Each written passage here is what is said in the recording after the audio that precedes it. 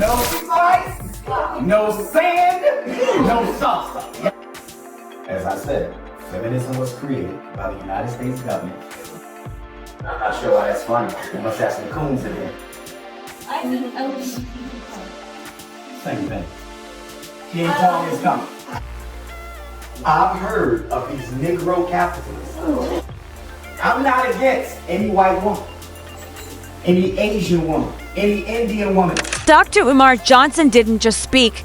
Dr. Umar Johnson commanded the room. From the very first words, Dr. Umar Johnson made it clear this was not comedy, not conversation. This was confrontation. No rice, no spice, no sand, no salsa. Dr. Umar Johnson declared again, louder, sharper, like a hammer striking the same nail until it broke through the wood. You really think they're going to be fair? But let's go a little bit further than that. The biggest issue at play is not just the exploitation of African resources. It's not just the overthrow of democratically elected African governments. It's about trying to turn the black race into a permanent underclass. We have to understand something. White supremacy was birthed in this country. I know because I'm a psychologist. And it was Francis Galton. Francis Galton, one of the psychologists right here in London, came up with the theory of the master race. It was Francis Galton who said. Dr. Umar Johnson used repetition the way a preacher uses scripture to carve truth into the hearts of his people. Understand me. Dr. Umar Johnson continued, pointing into the crowd. You laugh at feminism, but Dr. Umar Johnson tells you it was engineered to distract and divide. You laugh at white supremacy, but Dr. Umar Johnson tells you it was born right here, studied, perfected, exported. You laugh at charity, but Dr. Umar Johnson tells you it is nothing but robbery wrapped in a ribbon. You laugh at dreams, but Dr. Umar Johnson asks, why can others dream of empires? While Africans are mocked for dreaming of freedom, the silence stretched long, but Dr. Umar Johnson did not fear silence. Dr. Umar Johnson thrived in it because silence meant people were listening. They erased your kings, they erased your queens. Dr. Umar Johnson said again, this time slower, more deliberate. They erased your stories, they erased your memories, and now they sell you back a broken mirror and call it history. Dr. Umar Johnson let the words hang heavy, then leaned forward. But history is not dead. History is waiting for you to reclaim it.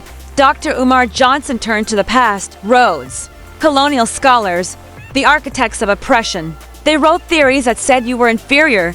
Dr. Umar Johnson thundered. They created scholarships not to lift you up, but to bind you closer to the very system that enslaved you. Cecil Rhodes didn't want you educated. Cecil Rhodes wanted you indoctrinated. And who tells you this truth? Dr. Umar Johnson tells you. Who risks mockery to expose it? Dr. Umar Johnson does. The crowd stirred, but Dr. Umar Johnson lifted his hand, refusing to let applause cut his rhythm. Do not clap. Do not smile, act. He pounded the podium. White supremacy is not an insult. White supremacy is a structure. White supremacy is a system. White supremacy is a network designed to control African land, African resources, African children, and African futures. And the worst part, white supremacy has taught you to colonize your own mind. But Dr. Umar Johnson says today, that chain must be broken. He shifted to the present with venom. Bill Gates walking through Africa, promising medicine and food. But Dr. Umar Johnson asks, where is his medicine for the children bleeding in cobalt mines? Where is his food for the children starving while their land is stripped for batteries? Where is his justice for the little African hands carrying the weight of Tesla's profit? The crowd grew restless, and Dr. Umar Johnson struck again. You cheer their technology while our children die in silence. But Dr. Umar Johnson refuses to be silent. Every non-African who has come to Africa has come to take. Dr. Umar Johnson repeated, his voice like thunder, not to give, never to give. And if you think I am wrong, prove me wrong with history. Show me one invader who left Africa richer than he found it. You cannot, because history is not charity. History is theft, and Dr. Umar Johnson will never let you forget it. The energy in the room surged. People wanted to shout, wanted to clap. But Dr. Umar Johnson controlled the tempo like a conductor. Without confidence in yourself, you are twice defeated. Dr. Umar Johnson reminded them. With confidence, you win before the race even begins. Say it with me. Without confidence, you are defeated. With confidence, you are victorious. Without confidence, you are enslaved. With confidence, you are liberated. The chant grew louder, echoing back at Dr. Umar Johnson, who nodded like a general hearing his soldiers roar. They say Africans cannot dream. Dr. Umar Johnson pushed further, his voice rising. But was not England once a dream? Was not America once a dream? Was not Israel once a dream? Why is their dream holy, but ours dangerous? Why is their dream funded, but ours mocked? Why is their dream protected, but ours attacked? His voice cracked, and he pounded the podium again. Because if Africans dream, the whole world shakes. And that is what they fear. The audience erupted in applause. But Dr. Umar Johnson did not let it end. Let them laugh. Let them mock. Let them slander. As long as one African heart beats, liberation is possible. As long as one African breathes, independence is within reach. As long as one African soul refuses to bow, freedom will not die.